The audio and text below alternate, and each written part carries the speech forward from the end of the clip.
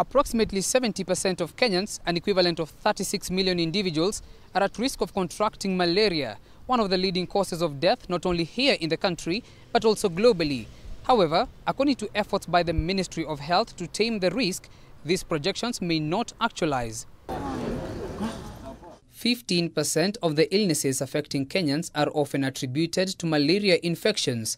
This goes hand in hand with data showing that approximately 5 million individuals are treated annually in the country against the disease. We have work to do because the vector and the parasite that cause malaria have evolved and continue giving us challenges.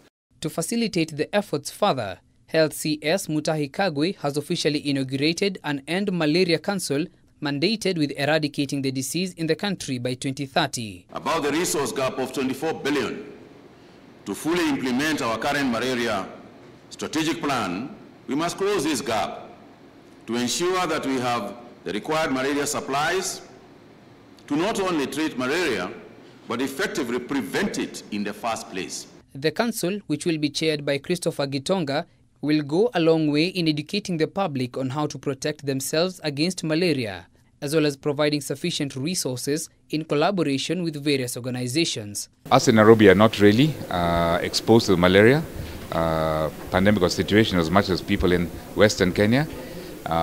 So for us, it's now how do we create the awareness of that we are one Kenya, and this disease affects millions and millions of people. In addition, over the past 21 years, the severity of malaria has reduced in the country, following a number of projects initiated by the government, including the introduction of protective mosquito nets. We know malaria amongst pregnancies is a leading cause of abortions, of low birth weight, of stillbirths, or even maternal mortality because it causes anemia. It has also been suggested that resources needed to fight malaria should be procured locally to not only create jobs but also improve the economy at large. We want to reduce the malaria incidence and deaths by at least 75% of the 2016 levels by 2023. Ben Kerera, K24, Evening Edition.